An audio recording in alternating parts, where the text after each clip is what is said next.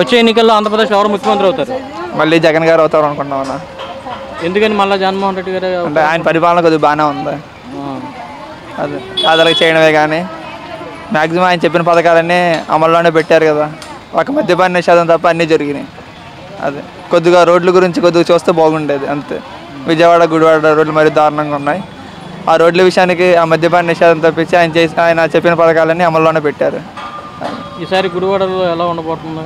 గుడివాడలో అంటే నాని గారు ఎక్కువ శాతం, కానీ రాముగారు కూడా ఈసారి గట్టిగానే టీడీపీకి వద్దామని చెప్పి వాళ్ళు ఉన్నారు.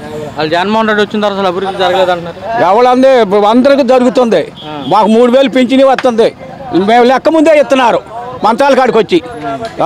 వచ్చే ఎన్నికల్లో ఆంధ్రప్రదేశ్లో ఎవరు ముఖ్యమంత్రి అవుతారు? చంద్రబాబు నాయుడు అవుతాడు అనుకుంటున్నాం. ఎందుకనండి? పోయిన 5 ఏళ్ళకి బేరే చేసుకుంటే ఆయనే బెటరు. ఇండస్ట్రీలు కానీ ఎంప్లాయీస్ కానీ ఏదన్నా కానీ ఆయనే బెటర్. జగన్మోహన్ రెడ్డి వచ్చిన తర్వాత అభివృద్ధి జరిగింది? No total failure. టోటల్ అన్ని రంగాల్లో ఫెయిల్యూర్. దాని గురించి అసలు సమస్య లేదు. మేము ఏ పార్టీ కాదు, అసలు నోటల మనుషులు. అది ఇప్పుడు గుడివాడ నియోజకవర్గంలో 20 ఏళ్ళ బట్టి నాని గారు ఏం డెవలప్ ఏమీ లేదు. ఏముంది ఈ దుమ్ము ధూళి తప్పితే ఏముంది? ఆయన ఒక ఇండస్ట్రీ తీసుకొచ్చింది ఉందా? ఏముంది ఆయన చెప్పమనండి. ఆయన ఏం చెప్పమనండి. ఒక ఇండస్ట్రీ ఏం తీసుకొచ్చాడు 20 ఏళ్లలో?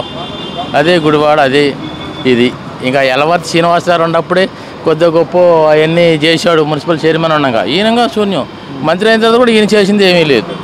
ఏదో ఎలక్షన్ 10 రోజులు వస్తాడు, తలక రెప్పన కడతాడు, ఆ డబ్బులు అట్టడ పంచుడు వెళ్ళిపోతాడు. ఇక మళ్ళీ అడ్రస్ ఉండడు ఆయన. అమ్మ చెప్పండి, వచ్చే ఎన్నికల్లో ఆంధ్రప్రదేశ్లో ఎవరు ముఖ్యమంత్రి అవుతారు?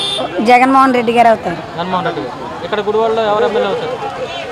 కొడాలి నాని గారు వస్తారు. జగన్మోహన్ రెడ్డి. ఎందుకని? అన్ని పథకాలన్నీ మంచి పథకాలన్నీ పెట్టారుగా, అన్నీ బాగా చేశారు. హైదరాబాద్లో కూడా తెలంగాణలో కూడా ఆయన సీఎం ఈ పథకాలన్నీ బాగున్నాయని ఆయన కూడా అదే పెట్టుకున్నాడు. ఈయనేమేమి అమలు చేశాడో అవన్నీ పథకాలు ఆయన కూడా అమలు చేశాడు. అందుకనే నాకు తెలిసినంత మటుకు ఈయన మంచిగా పథకాలు చేశాడు. కరోనా వచ్చినా అన్ని విధాలు కూడా ఈయన బాగా చేశాడు సీఎంగా. ఇక్కడ గుడివాడ నియోజకవర్గంలో ఎవరు గెలుస్తారు ఈసారి? ఈసారి అంటే ప్రతిసారి నాని గారే వస్తున్నారు.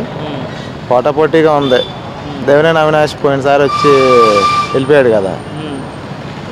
ఈయన మీద నాని గారి పోటీగా ఎవరు రారు.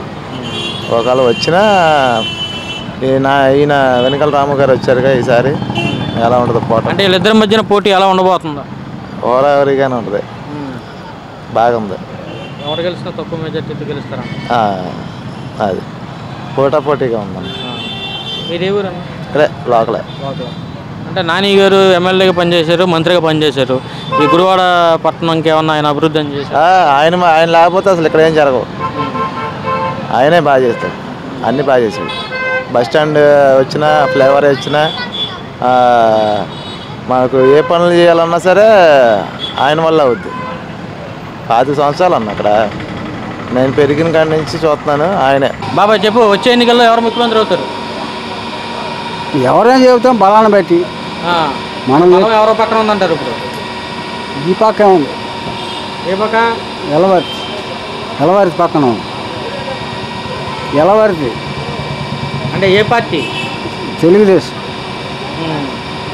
వాళ్ళు గెలుస్తారంటారా? ఉంటాం అట్ట ఉంది. తర్వాత ఏం జరుగుతుందో మనకి ముఖ్యమంత్రి ఎవరు అవుతారు అనుకుంటున్నారు? మనమే చేస్తాం దానికి. ఉంటాం అట్ట అనుకుంటున్నారు. ఇప్పుడు కూడా అన్నారు విన్నా అంతే. మా తర్వాత ఏం జరుగుతుంది? అంటే చంద్రబాబు నాయుడు గారు అవుతారా, జగన్ అవుతారా మళ్ళీ అని? చంద్రబాబు నాయుడే.